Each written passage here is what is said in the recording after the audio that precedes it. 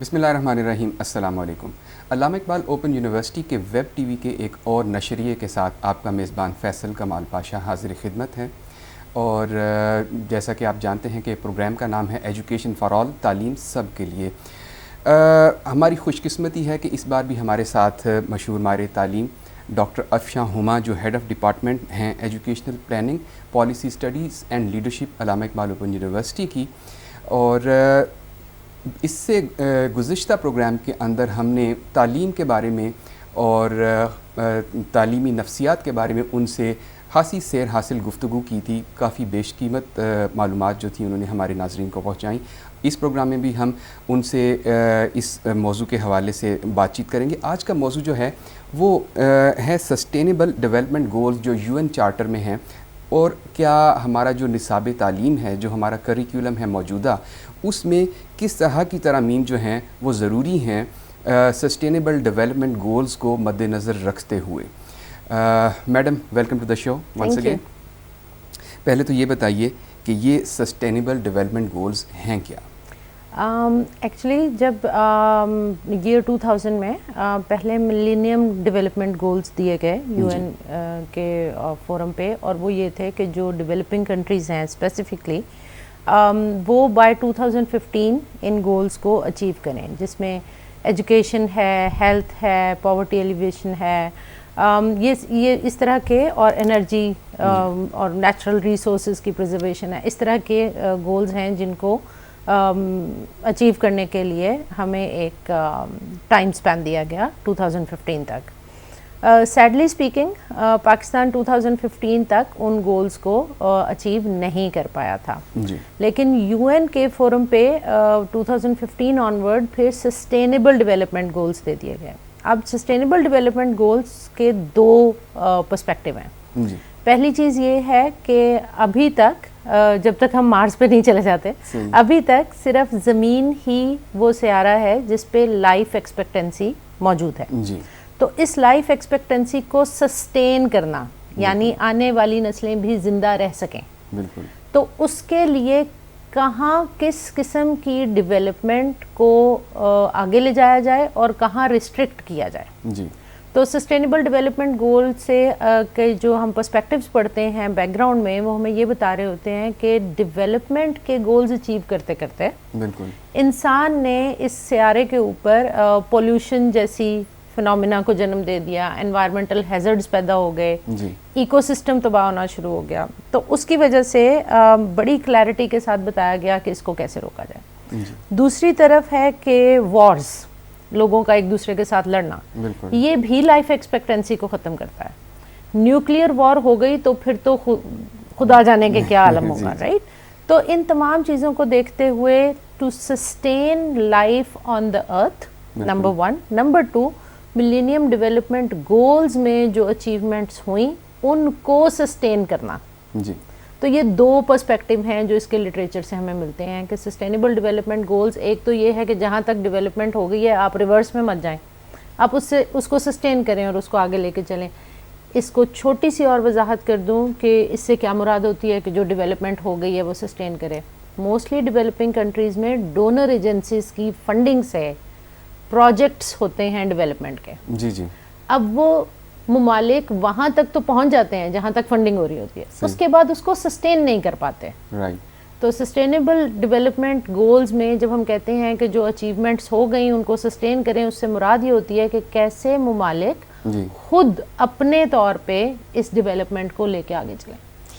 अच्छा मैडम, ये मौजू जो है इसमें जो अहम बात है कि हमारा जो करिकुलम है उसके अंदर हमें अमेंडमेंट्स की ज़रूरत है, तरमीम की ज़रूरत है सस्टेनेबल डेवलपमेंट गोल्स को कैरी ऑन करने के लिए, उनको जारी रखने के लिए। तो क्या समझती हैं आप कि कितने चेंजेस हमें इसमें करने चाहिए? देखें 17 गोल्स हैं सस्टेनेबल डेवलपमेंट गोल्स के, और उसमें से जो स्पेसिफिकली गोल 4 है वो तो है ही एजुकेशन फॉर ऑल जी, राइट। लेकिन अगर आप बाकी तमाम गोल्स को पढ़ें जी और समझने की कोशिश करें तो आपको पता ये चलेगा कि हर गोल अचीव होगा अगर आप अपनी नेक्स्ट जनरेशन को ऐसी एजुकेशन देंगे जी जी कि वो ये गोल अचीव करने के काबिल हो जाए, राइट। ठीक है। अगर हमने फॉर एग्जांपल एनवायरनमेंट से रिलेटेड जो गोल्स हैं या एनर्जी प्रिजर्वेशन से रिलेटेड जो गोल्स हैं, अगर हमने ये तालीम अपने स्कूल से, कॉलेजेस से, इंस्टीट्यूशन से बच्चों को ना दी जी। तो ये कभी भी इस काबिल नहीं हो पाएंगे कि ये इस गोल को भी अचीव कर पाएं। बिल्कुल। तो वो 17 गोल्स ऐसे लगता है जैसे एजुकेशन ही से जुड़े हुए हैं और यहीं से डेवलप करेंगे for the very first time. Right. अच्छा, इसमें मैं देख रहा था कि एक जो इसमें सब्जेक्ट है वो है पीस एजुकेशन। एग्जैक्टली। तो इससे क्या मुराद है? पीस एजुकेशन का जब हम करिकुलम प्लान करते हैं तो सबसे पहली चीज़ हम ये करते हैं कि जी फ्रॉम अर्ली चाइल्डहुड, ठीक है, इसको हम K to 12 के ऊपर प्लान करते हैं, यानी अर्ली चाइल्डहुड से लेके 12th ग्रेड तक। राइट। और उसमें हम बच्चे को बिल्कुल इनिशियली चीज़ों के साथ पीसफुल रहना, ठीक है। आपने देखा होगा बच्चे की मुख्तलिफ रिएक्शंस होते हैं towards things, not human beings but things. कुछ बच्चे उनको तोड़ना पसंद करते हैं, कुछ बच्चे उठा के चीज़ें फेंकना पसंद करते हैं, कुछ बच्चे बड़ा सॉफ्टली चीज़ों को हैंडल करते हैं, मैनिपुलेट करते हैं। तो पीस एजुकेशन को हम बाकायदा मादी चीज़ों से शुरू करते हैं कि चीज़ आपके लिए है, आपके इस्तेमाल के लिए है, लेकिन स्पॉइल करने के लिए नहीं है, ख़राब करने के लिए नहीं है। फिर हैं human and human interaction. Right. आपने अपने तई बच्चे को ये बताना है कि एनी एज, एनी जेंडर, ठीक है, any background of the person, इसके साथ एक फिजिकल स्पेस में या इवन एक वर्चुअल स्पेस में आपने पीसफुली कैसे रहना है। राइट। आपने नॉन वायलेंट कम्युनिकेशन सीखनी है। राइट। ठीक है। आपने कोई ऐसी लफाजी या कोई ऐसा लहजा भी इस्तेमाल नहीं करना जो पीसफुल नहीं हो। फिर थर्ड लेवल के ऊपर हम ये करते हैं कि वो बच्चा थिंग्स, ह्यूमन बीइंग, जितने लिविंग बीइंग्स हैं, राइट, वो चाहे पौधे हैं, चाहे जानवर हैं, चाहे हशरातुलर्ज हैं, इन सब की तरफ एक पॉजिटिविटी डेवलप करें, राइट, ताकि दुनिया में एक पीसफुल एनवायरनमेंट क्रिएट होनी शुरू हो जाए और लोग एक दूसरे के साथ भी, चीज़ों के साथ भी और तमाम जानदारों के साथ भी को एग्जिस्ट करना सीखें। राइट। कि हम एक दूसरे के लिए पीसफुल होंगे तो एग्जिस्ट करेंगे, वरना या वो ख़त्म हो जाएगा या मैं ख़त्म हो जाऊंगा। बिल्कुल। और ये भी मुमकिन है कि उसके ख़त्म होने से मैं ख़त्म हो जाऊँ। राइट। राइट। तो इस तरह हम पीस बिल्डिंग सिखाते हैं कि इंसानों के साथ भी मिल के रहो, जी जी, ताकि उसको आपसे खतरा नहीं हो और आपको उससे खतरा नहीं हो। राइट। तो that's basic phenomena of peace education. बिल्कुल बिल्कुल। अच्छा, ये जो मतलब इसमें जो एक चीज़ मुझे समझ में आ रही है कि ये तो चीज़ है कि हाउ टू रिस्पॉन्ड, कि किस तरह से आपने किसी भी इंसान को या किसी भी जानवर को या किस तरह से आपने रिस्पॉन्ड करना है इन अ पीसफुल मैनर। ठीक है। तो ये तो दो तरफा एक चीज़ होगी। देखिए, मैंने इसलिए लफ्ज़ रिस्पॉन्ड यूज़ नहीं किया, मैंने इंटरेक्शन यूज़ किया। इंटरेक्शन, ठीक है।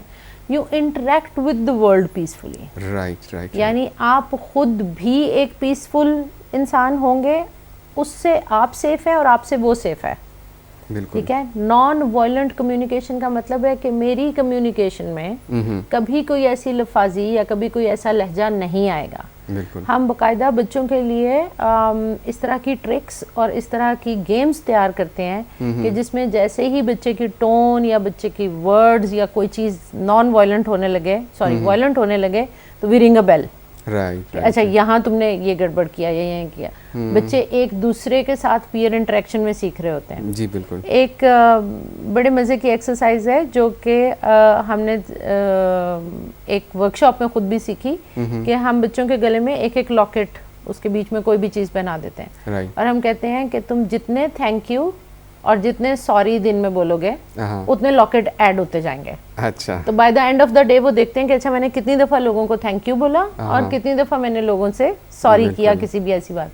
तो ये छोटी छोटी सी एक्सरसाइजेज हैं जिसमें हम एक दूसरे के साथ पीसफुली इंटरेक्ट करना सिखाते हैं। अच्छा madam, sorry to cut you here, मैं मतलब यहाँ पे छोटी सी बात ऐड करना चाहूँगा कि आजकल सोशल मीडिया का ज़माना है जी, उसमें हम देखते हैं कि लोग बड़े ही वायलेंट हैं। खास तौर पे यूथ जो है वो एक दूसरे को बिल्कुल भी बर्दाश्त, मतलब कोई एक बिल्कुल बेज़रर किस्म की बात करता है तो रिएक्शन इतना शदीद होता है। देखिए किसी भी सोसाइटी में हमने पिछले एपिसोड में मुझे याद है स्कूल घर मुआशरा राइट हमने इसकी बात की थी और हमने कहा था कि कोई माँ अपने बच्चे को गाली देना नहीं सिखाती और नहीं कहती कि जाओ जाके मुआशरे में गालियाँ देनी चाहिए राइट। इसका मतलब है कि मोर और लेस घर में जो लेसन डिलीवर होता है वो यही होता है कि नॉन वायलेंट रहो, लेकिन लोग आपस में वायलेंट होते हैं। तो बच्चा सिर्फ आपके कहने से मना नहीं होता, बिल्कुल जब वो देखता है कि बाकी सब लोग आपस में वायलेंट कम्युनिकेशन कर रहे हैं, same happens in the society and then same happens जब एक लार्जर लेवल के ऊपर जो आपकी गवर्नेंस है ना मुआशरे की, जो आपका गवर्नमेंट सिस्टम है, जो आपकी पॉलिटिकल लीडरशिप है, लफ्ज़ है पॉलिटी, ठीक है, तो पॉलिटी पब्लिक की पोल है, बिल्कुल ठीक। इट मीन्स कि जो रवैया अपनाया जा रहा होगा उस टॉप टियर में उसकी तरफ पब्लिक का पोल है, बिल्कुल। तो लोग उस रुझान को पसंद करना शुरू कर देते हैं कि अच्छा ये पोल है और हम इसका हिस्सा बन रहे हैं। तो इसको रिवर्स करना बड़ा मुश्किल हो जाता है। अभी जिस चीज़ की आपने निशानदेही की, आप यकीन कीजिए कि हमारे सोशल मीडिया पे बहुत दफ़ा ऐसा होता है कि एक सिंपल सी पोस्ट पे इतने स्ट्रॉन्ग वर्ड्स और इतना स्ट्रॉन्ग कम्युनिकेशन आता है कि मैं उनको अमूमन अगर मेरा या मेरी तरह के लोगों के सोशल मीडिया देखें तो कोई कितने कमेंट्स होते हैं, लेकिन कोई ना कोई कमेंट ऐसा होता है कि मैं जाके उनको इनबॉक्स करती हूँ कि आई एम सॉरी, मैं अपनी वॉल पे ये लैंग्वेज लिखी नहीं रहने दे सकती, तो मैं आपका कमेंट डिलीट कर रही हूँ। हमें यहाँ तक जाके करना पड़ता है because people are taking it so normal, बिल्कुल, कि जैसे वॉलेंट कम्युनिकेशन में कोई मसला ही नहीं है। बिल्कुल। तो ये बिल्कुल सही निशानदेही किया आपने कि हमें इसको रिवर्स करने की बड़ी कॉन्शियसली ज़रूरत है। अच्छा मैडम, इसमें दूसरा एक सब्जेक्ट है जो ये जो सस्टेनेबल डेवलपमेंट गोल्स में हेल्थ की एजुकेशन। एग्जैक्टली। देखें पीस, हेल्थ और एनवायरनमेंट, हम इसको समझते हैं कि ये इंटरलिंक्ड है, ठीक है। कैसे इंटरलिंक्ड है? जब मैंने पीस की बात की तो हमने things, living beings, human beings, सबके साथ आपका इंटरेक्शन कैसा होना है, उस पॉजिटिव इंटरेक्शन के साथ आपकी एनवायरनमेंट है, ठीक है। आप उस एनवायरनमेंट को सेव कर रहे हैं जो लाइफ के लिए ज़रूरी है। जी जी। अब लाइफ के लिए ज़रूरी है को अगर हम अनपैक करें तो इसका मतलब ये है कि अगर ऐसा ना हुआ तो लाइफ हैज़र्ड्स होंगे। जी। लाइफ हैज़र्ड्स में सबसे पहला हैज़र्ड है हेल्थ। अगर एक फिज़िकल बॉडी डिटेरियोरेट होनी शुरू हो जाए ड्यू टू एनी रीज़न, आपके ऑर्गन्स में से कोई भी ऑर्गन वीक हो जाए या वो अपना फंक्शन करना बंद कर दे, तो ये सबसे पहला हैज़र्ड है लाइफ के लिए, जी, ठीक है। तो हम सबसे पहले इसको जोड़ते हैं हेल्थ के साथ कि आप एक पॉजिटिव लाइफस्टाइल अपनाएंगे, जी, तो फिर आपको पता चलेगा कि अच्छा मैं और आप या कोई भी और एक हेल्दी बॉडी कैसे मेंटेन करे। सही, ठीक है। पहले था सेफ बॉडी, सही, और अब है हेल्दी बॉडी, राइट। सेफ्टी के साथ जुड़ी हुई है हेल्दी बॉडी कि वो सेफ होगी और फिर उसकी हेल्थ डिटरमिन होगी। हेल्थ में दो हिस्से करते हैं हम, एक फिजिकल हेल्थ, एक मेंटल हेल्थ, जी, ठीक है। फिजिकल हेल्थ आपके खाने पीने रहने सहने से जुड़ी हुई है, जी जी। मेंटल हेल्थ आपके पीसफुल होने पे या वायलेंट होने पे या खुदा ना खास्ता एक्सट्रीमिस्ट होने पे जुड़ी हुई है, राइट राइट। तो इसका मतलब है ये दोनों चीज़ें बड़ी इंटरलिंक्ड हैं। एजुकेट ये करने की ज़रूरत है कि किस तरह के बिहेवियर्स नंबर 1 और किस तरह की इनटेक, राइट, आप लेंगे तो आप एक हेल्दी बॉडी मेंटेन करेंगे, किस तरह का एनवायरनमेंट आप अपने आसपास मेंटेन करेंगे तो आप एक हेल्दी बॉडी मेंटेन करें। अच्छा, ये भी मसले एक बात कही जाती है कि जो एक हेल्दी माइंड है वो एक हेल्दी बॉडी के अंदर होता है। बिल्कुल ठीक है। तो मतलब ये दोनों चीज़ें आपस में इंटरलिंक्ड हैं। और हेल्थ की जहाँ तक आपने बात की तो इसमें एक रिसोर्स का एक बड़ा अमल दखल है कि रिसोर्सेज आपकी सोसाइटी में कितने हैं। फ़िज़िकल अपनी वेलबींग को मेंटेन करने के लिए आपके सोसाइटी में खुराक का मेयार क्या है, पार्क्स कहाँ पे हैं, exactly. किस तरह से आप जाते हैं। अभी अगर आप देखें तो हम साथ साथ जोड़ते जाते हैं क्योंकि ये चीज़ें हैं ही जुड़ी हुई। मैंने आपको बताया कि इनको सेपरेट नहीं किया जा सकता। जी, एग्जैक्टली ये जो बात आपने की है ये हम दो चीज़ों के अंदर लेके आते हैं, सोशल जस्टिस जी and civic education. Right right right, ठीक है। आपने कहा रिसोर्सेज, तो सोशल जस्टिस ये कहता है कि everybody should have access to public resources. Right. देखिए मैं एक अमीर बंदा हूँ जी. मैं एक बड़ी सी कोठी बना सकता हूँ, ठीक है, थोड़ी देर के लिए फर्ज कर लें, और मैं एक बड़ा सा लॉन बना सकता हूँ, राइट. और मैं उसमें अपने बच्चों के लिए झूले भी लगा लूँगा, राइट. ठीक है. तो क्या होगा कि मैंने अपनी प्राइवेट एंटिटी डेवलप कर लिया. बिल्कुल. गवर्नेंस सिस्टम हमें ये कह रहा है कि ठीक है तुम कर सकते हो, तो अपनी इनकम में से इतना हिस्सा हमें पब्लिक रिसोर्सेज के लिए दो. क्यों? क्योंकि वो लोग जो ये सब कुछ अफोर्ड नहीं कर पा रहे हैं, बिल्कुल, हमें उन्हें शेल्टर भी देना है, राइट. हमें उन्हें पार्क्स भी देने हैं, हमें उन बच्चों को भी एक हेल्दी एनवायरनमेंट देना है जो तुम्हारे घर के बच्चे नहीं हैं. बिल्कुल. तो ये सिविक एजुकेशन है और सोशल जस्टिस है. सोशल जस्टिस, ठीक है, कि ऐसा ना हो कि मुआशरे का एक तबका तो इसलिए हेल्दी है और हैप्पी है और सेफ है कि उसके पास रिसोर्सेज बहुत ज़्यादा, रिसोर्सफुल है, राइट, और बाकी तमाम तबके इसलिए ना हेल्दी हैं, ना सेफ हैं, ना हैप्पी हैं, बिल्कुल, कि उनके पास रिसोर्सेज नहीं है. तो फिर ये स्टेट की रिस्पॉन्सिबिलिटी बनती है कि वो इन मैकेनिज़म्स को इंश्योर करे कि ये जो एफ्लुएंट तबका है ये टैक्स पेयर हो और ये एम्पल टैक्सेस पे करे, और फिर उन टैक्सेस से हम ये तमाम चीज़ें उन तमाम लोगों तक पहुंचाएं जो कि, और ये सिविक एजुकेशन है, सिविक एजुकेशन है, ठीक है, कि उन तक भी पहुंचेंगी. मतलब सिविक एजुकेशन और सोशल जस्टिस ये दोनों आपस में इंटरलिंक्ड हैं. देखें, हम जब सिविक एजुकेशन की बात शुरू करते हैं तो मैं हमेशा जब इसकी वर्कशॉप्स और कंडक्ट करती हूँ तो मैं कहती हूँ आप बताइए कि what does it mean to have a birth certificate. आपके वालिदैन को तो पता है कि आप पैदा हो गए, जी जी. बर्थ सर्टिफिकेट की क्या ज़रूरत है, राइट. ठीक है. Birth certificate is the first document that registers you as a citizen of the state, right. ठीक है. फिर बर्थ सर्टिफिकेट से लेके आईडी कार्ड तक जो 18 साल हैं, इसमें आपके क्या राइट्स हैं, राइट. आपकी हेल्थ को मेंटेन करना है, बिल्कुल, ठीक है, आपकी फिजिकल बीइंग का ख्याल रखना है, आपकी मेंटल बीइंग का ख्याल रखना है, आपको एजुकेट करना है, राइट. आपकी सेफ्टी का ख्याल करना है. ये सब आपके राइट्स हैं. 18 साल की उम्र तक अगर आपके पेरेंट्स अफोर्ड नहीं करते तो ये सारी स्टेट की जिम्मेदारी है, स्टेट, बिल्कुल, ठीक है. फिर आईडी कार्ड मिलते ही क्या होता है, ये सिविक एजुकेशन है. जिस दिन मुझे आईडी कार्ड मिल जाता है तो अब पता चलता है कि बेटा अब राइट्स के साथ रिस्पॉन्सिबिलिटी है, राइट. ठीक है. Now you have to be an active member of the society.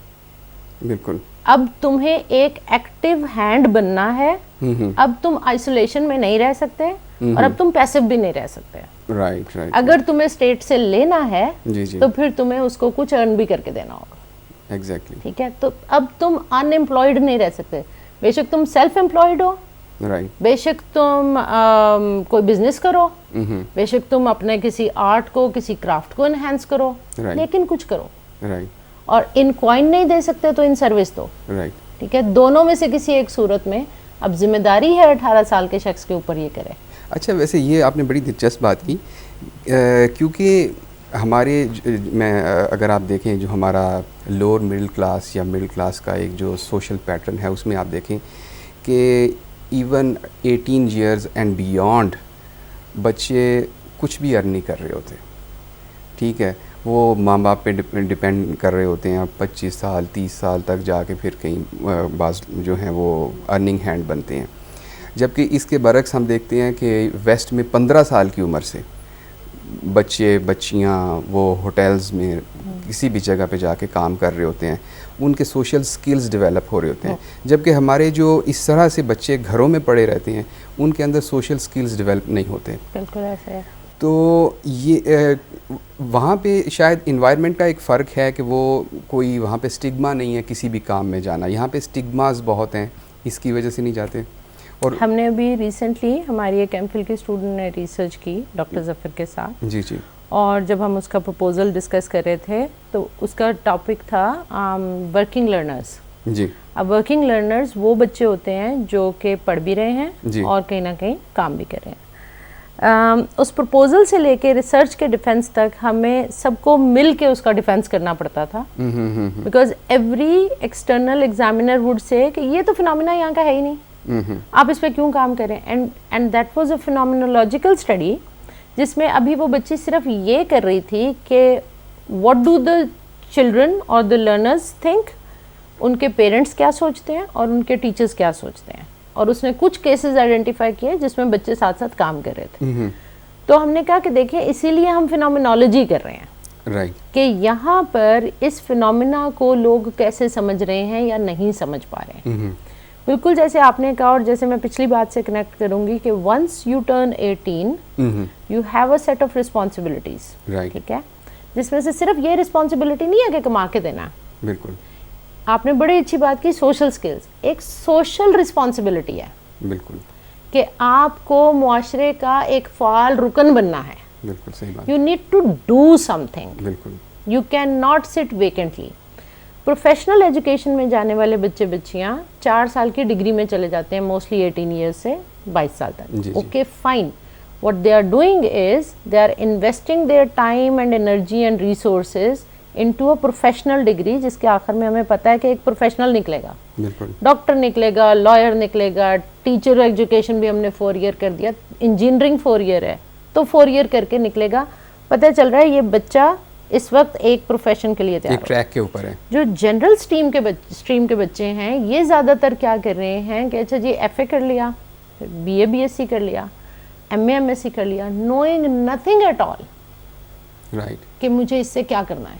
बिल्कुल, ठीक है, तो वो अपनी रिस्पॉन्सिबिलिटी को उस तरह रियलाइज नहीं कर पा रहे। हमने करियर काउंसलिंग पे इसीलिए बात की थी, ना पेरेंट कर पा रहे हैं ना बच्चे कर पा रहे हैं। बिल्कुल, उनको ये पता ही नहीं है कि सिविक एजुकेशन ये बताती है कि now you can not be a burden on economy, now you can not be a burden on your family, right, you have to be a active citizen, बिल्कुल, ताकि मुआशरा एक बैलेंस के साथ चले। बिल्कुल, आपने इतनी इम्पॉर्टेंट चीज़ की तरफ निशानदेही की है। किसी वक्त किसी को भी वक्त मिले तो वो गूगल करे बिल्कुल, पाकिस्तान में डिपेंडेंसी रेशो, तो आपको पता चलेगा कि अर्निंग हैंड्स कितने कम हैं जी जी, और उनके ऊपर डिपेंडेंट कितने ज़्यादा हैं। Right right right. और ये बहुत बड़ा ख़तरनाक एलिमेंट होता है। देखें, अर्निंग हैंड्स के साथ टैक्स जुड़ा हुआ है। बिल्कुल बिल्कुल, ठीक है, अब वो एक तो अर्निंग हैंड्स कम है और फिर टैक्स देने वाले पूरा टैक्स नहीं देते, दो बातें इकट्ठी हुई हुई हैं। तो फिर पब्लिक रिसोर्सेज किस तरह से इनफ होंगे। और तीसरा है पॉपुलेशन, पॉपुलेशन इंक्रीज किए चले जाएं, रिसोर्सेज कम होते चले जाएं, तो आप बैलेंस कैसे करेंगे, और फिर सस्टेनेबिलिटी कैसे आएगी। बिल्कुल बिल्कुल सही बात है। लेकिन वैसे इस हवाले से हमारे जो मैं समझता हूँ कि हमें अपने कल्चर के अंदर, क्योंकि आप देखें जो हमारा लोअर मिडिल क्लास है या अपर मिडिल क्लास का जो है, उन्होंने बहुत से स्टिग्मास, मतलब वो नहीं चाहते कि हमारा बच्चा या बच्ची किसी रेस्टोरेंट में वेटर के तौर पे काम करे। ठीक है, बाहर दुनिया में ये नहीं होता। ठीक है, वहाँ अभी थोड़ा सा एक ट्रेंड चेंज हुआ thanks to the people of entrepreneurship education, जी जी, जिन्होंने यूनिवर्सिटीज़ में, कॉलेजेस में इसको इनिशिएट किया। आपने देखा बड़ी अच्छी यूनिवर्सिटीज़ के ग्रेजुएट्स ने नान वर्का, राइट, वाटर पराठा, हाँ जी, चाय महफिल, इस तरह की चीज़ें बनाई। बिल्कुल, इससे क्या हुआ कि एक थोड़ा सा पैराडाइम शिफ्ट हुआ कि नॉट नेसेसरीली कि कोई बहुत हाई फाई बिजनेस होगा तो वही रिप्यूटेबल होगा और वही रिस्पेक्टेबल होगा, राइट, ठीक है। बच्चों ने बिल्कुल बेसिक डिज़ाइनर बैग बनाने शुरू कर दिया हाथों से, और उससे तो इससे थोड़ा सा ये पर्सपेक्टिव चेंज होना शुरू हुआ कि कोई भी काम छोटा या बड़ा नहीं है, right. The important thing is कि बच्चा एक्टिव पार्टिसिपेशन शुरू करते हैं, बिल्कुल, एक इंडिपेंडेंट सिटीजन बनने की तरफ आ जाए। बाय द एज ऑफ 18 कोई एक आर्ट या क्राफ्ट जो उसकी सेल्फ ग्रोथ के लिए बहुत इम्पोर्टेंट है। मतलब अच्छा, अब जब हम आर्ट और क्राफ्ट कहते हैं तो ये जो आपने कहा ना सेल्फ ग्रोथ, ये आपकी पर्सनैलिटी को वैसे ही पीसफुल कर देता है। बिल्कुल, आर्ट के लोग, आर्ट से जुड़े हुए लोग, जी जी, लोकल क्राफ्ट से जुड़े हुए लोग, आप कभी जाके मिट्टी के बर्तन बनाने वाले के पास बैठिएगा और देखिएगा वो कितना नरम तबीयत का आदमी है। एग्जैक्टली, क्राफ्ट करता है ना, क्राफ्ट करता है, ठीक है, और वो चीज़ों को इतनी नज़ाकत से हाथ लगाता है ना। ये बात वापस जाके जुड़ती है जो हमने कहा था, हम पीस एजुकेशन देना शुरू करते हैं कि चीज़ों को मैनिपुलेट कैसे करना है। एग्जैक्टली, हम इनको मैनिपुलेट करते हुए बच्चे को सिखाते हैं कि इसको प्यार से पकड़ना है और इसको ऐसे ट्रीट करना है और ऐसे वापस रखना है।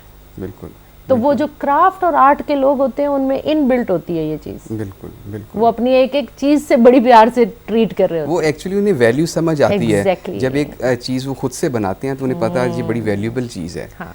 तो जब वो ख़रीद के माँ बाप दे देते हैं तो वैल्यू नहीं होती। ट्रू। मैडम आपकी आमद का बहुत बहुत शुक्रिया। ख़वातीन हज़रात, आज का प्रोग्राम आपने देखा और बहुत ही कीमती मालूमात आज के प्रोग्राम से हमें मिली सोशल डेवलपमेंट स्किल्स के ऊपर और सोशल डेवलपमेंट गोल्स के ऊपर जो हमने बात की, और 21वीं सदी में हमारी सोसाइटी और हमारे जो सोसाइटी के अफराद हैं उनको किन लवाजमात के साथ और किन स्किल्स के साथ लैस होने की ज़रूरत है ताकि हम एक बेहतर माशरे की तरफ सफ़र कर सकें।